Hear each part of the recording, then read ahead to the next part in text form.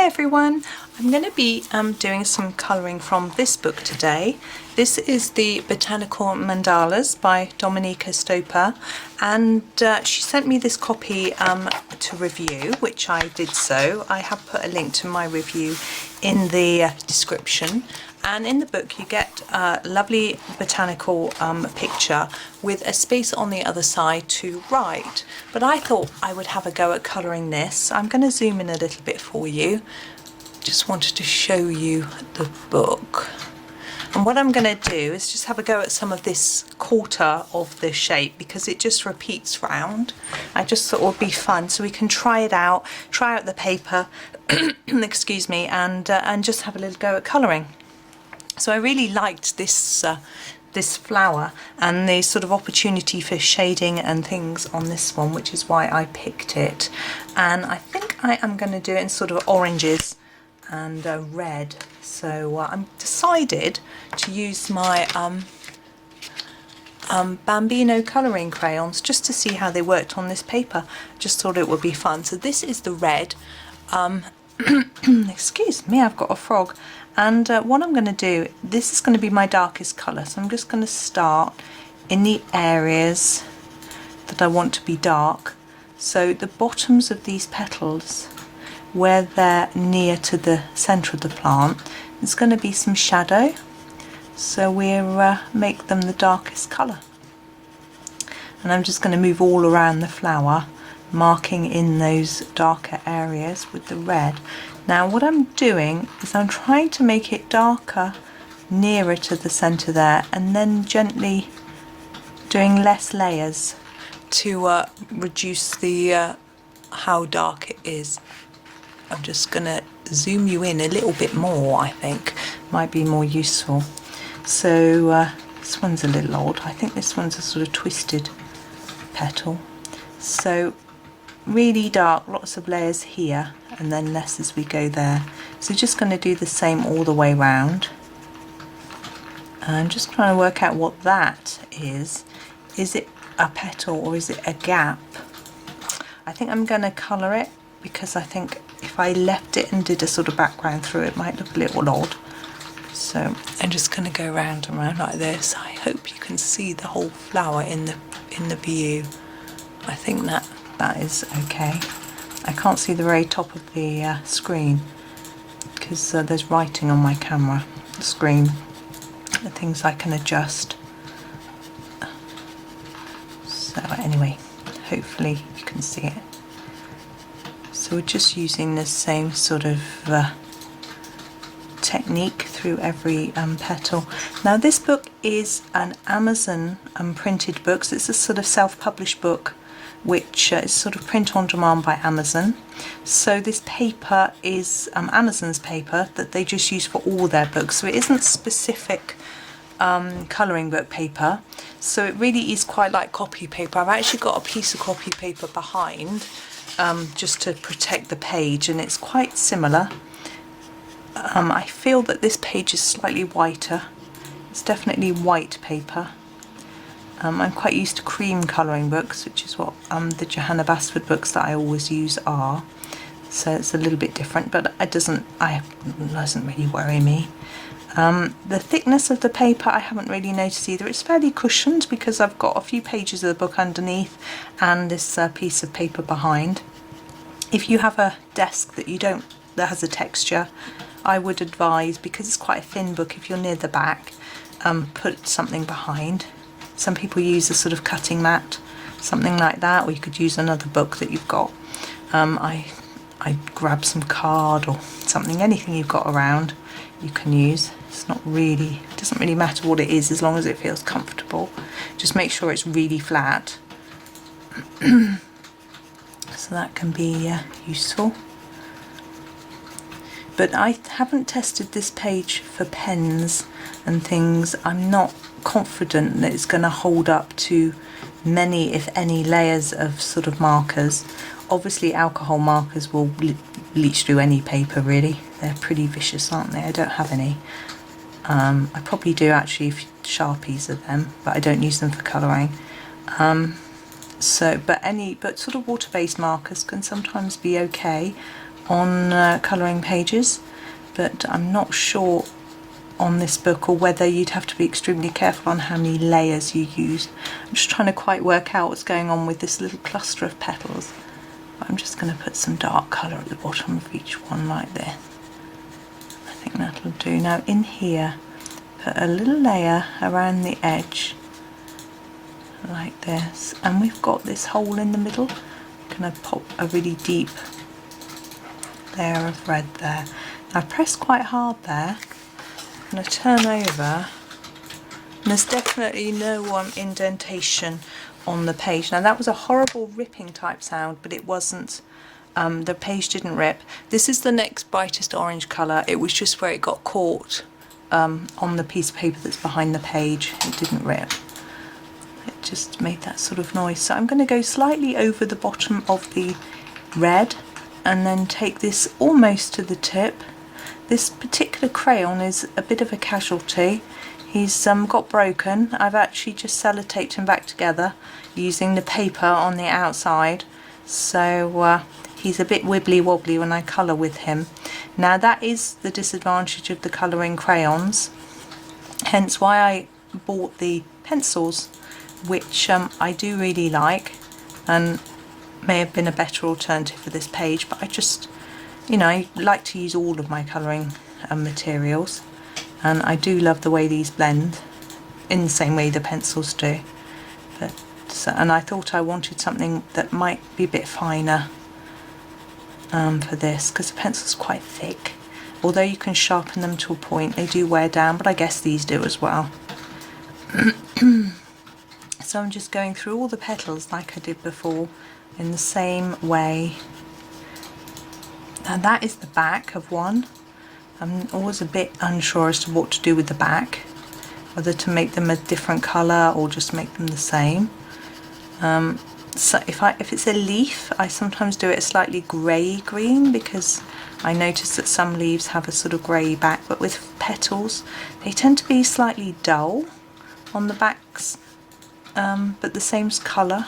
So I think I often, which is probably what I'll do now, just do them a little bit lighter, in a lighter shade of whatever I'm using. So I'm being quite rough here. I'm going to go over it obviously with another colour, and I will go over all of it with my final colour, so it will just help to sort of blend it all up together. I'm not going to put much on this cluster here, because they really, just the tips, so I want them to be nice and light.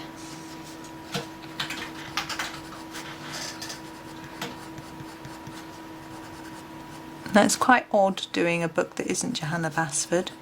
It's, I've done, I think I'm done there. I'm going to swap to my last orange, which is this one here, and I'm going to go over every petal completely with this one and just try and blend it all together and brighten it all up.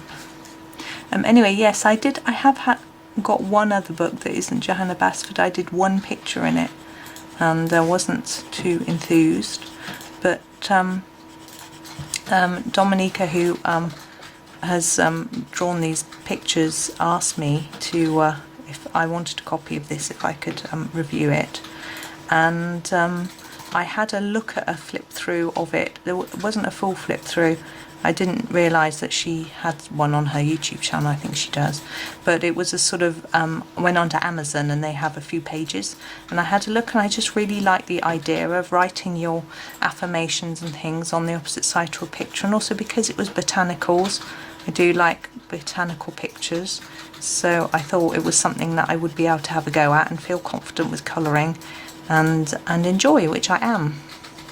So that's why I thought I would have a go at it, even though it's something a bit different. I have actually printed off, there's a free download available from Rita Berman. She's got a book coming out on the 27th of August, which isn't long now, is it? And she's done a couple of free pages, free download pages for that, and I printed them off because, well, I printed off the one page because there was little, I can't remember how many, I think it might have been 12 mini pictures, and that appealed to me. It reminded me of Johanna's pages where she does lots of little pictures, which I really like to do. So I printed that one off. I may do have a go at a video for that one as well, but I'm certainly not moving completely away from Johanna Basford. You know, I do love her books and things, but I just figured maybe I need to be a little bit more open-minded to other illustrators. And once I've done Johanna's books 2 or 3 times each, I might be looking for something fresh. You know, I hope she's going to keep making books for us, but you know, there's always the other things to maybe have a look at as well.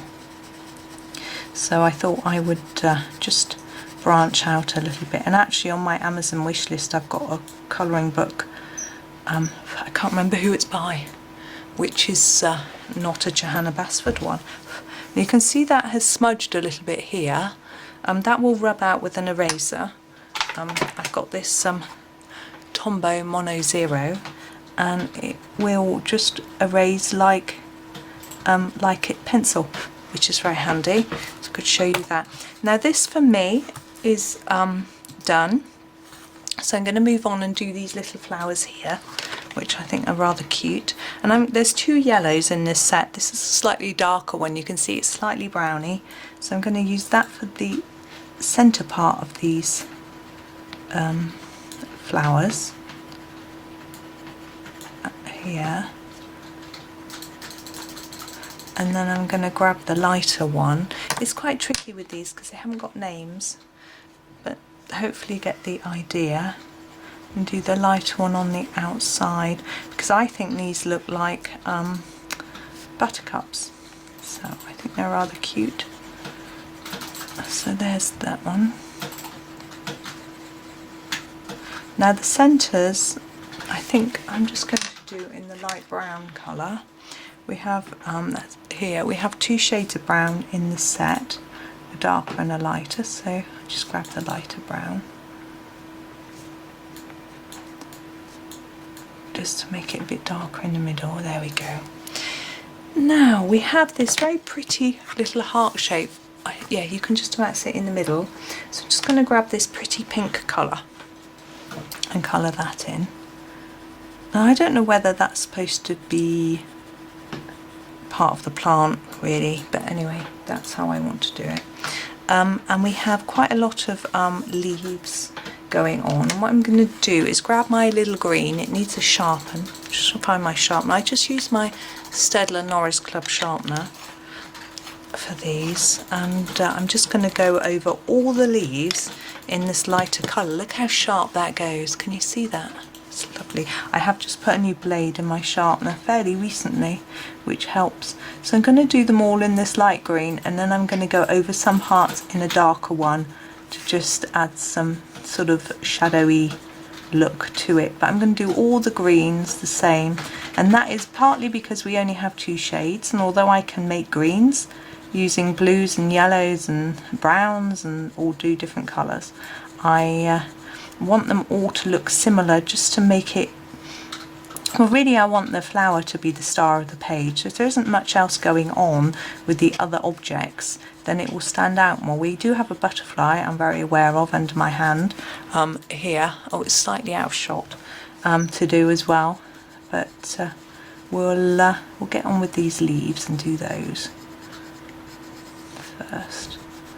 And these are fairly small, but not teeny tiny. They're manageable for me, and I can see them quite clearly, which sometimes in Johanna's books I have to put my head really close to the paper. But what I have noticed about this book, and actually my husband pointed it out to me, that the black lines are very thick. They're quite dark, and that can be quite good if you struggle to see some of the lighter designs in books. So we've got these leaves as well. I don't know if you can see this one completely.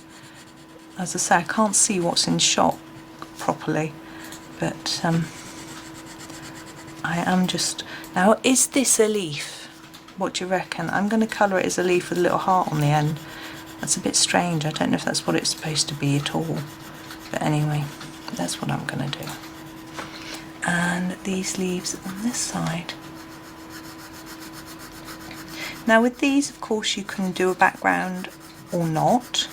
Now because there's a little dotted circle around the edge, as you can see, you can choose to do your background within the circle and leave the outside white, or you could choose to do your background on the outside of the circle and leave the inside white, or of course you could leave both white or colour in both. So it gives you a little options to have a think about what you feel would work the best, which I think is quite fun. And of course, because there are lots of these on through the book, you can try different things with different pages perhaps as well. So that's all the light green done. I'm going to grab my dark green, which again needs a quick sharpen, and just darken up some areas. So on these leaves I'm going to do the bits that are near to the flower, and watch my technique. I start off with quite a lot of layers here, look, lots of layers, and then spread them out towards the end of the leaf. I'm not being particularly neat. I missed that one out, got to go back to it. I'm not really doing it in a particularly good order, am I? Now on this one, I think I'm just going to go around these round bits. They do look quite berry-like, and I do like colouring in a berry, and I haven't really coloured it in with much precision, but they are quite small. And again, as I say, I don't want to take from the flower. That's the focus of this in my head. That's what I decided is the focus. And the bottom of that leaf. And then these I'm just going to do the bit near the stem. So all the way up to the top. It's not going to... Right, I'm so sorry. My husband decided to call me up, as he always seems to when I'm recording.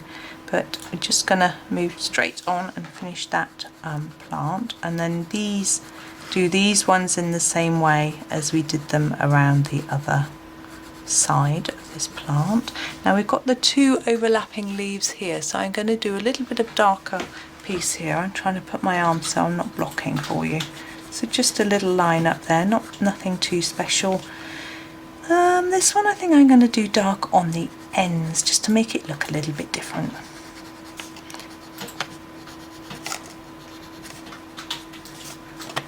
There we go. And now we've got the butterfly, which I need to move into shot. There we go. Now he's I don't really want to take a completely different colour in, so I thought I might do yellows and oranges to just draw from that. So I'm going to do the spots in the lightest orange shade that I've got. And I am doing those first because, and these little bits here, and I'm doing them in block. It's just a hard block of colour. There's no shading there. I'm doing them first because I want to do some yellows and it might not quite work. This is the dark yellow, and I'm going to start in the middle here and do a hardish layer and then fade it out a little bit and do the same down here.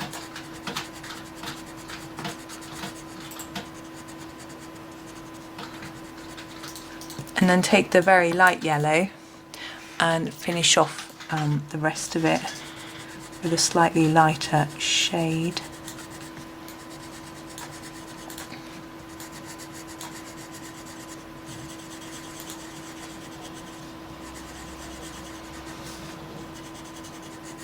Now the main body of the butterfly I would normally do in a grey or something, but I'm thinking I don't really want to introduce another colour, so what I'm going to use is this brown. This is the brown we use for the middle of these flowers here. I think we'll just use that, and it keeps our colour palette slightly more limited. So we're nearly done with that design. Now as for the background, I'm not sure. I haven't decided yet quite what I might do for that, so I'm just going to leave it like that, and I'm going to turn over the page so you can see that there's no, you can't see any colour coming through from the crayons at all, and none of the print has actually transferred through onto the paper either, so that's quite good. And there's no indentation, colours either. Now of course I've used crayons, which are quite gentle, but that's still quite interesting and worth knowing. So there we go, there's the picture. I hope you enjoyed it. Thank you very much for watching, and happy colouring.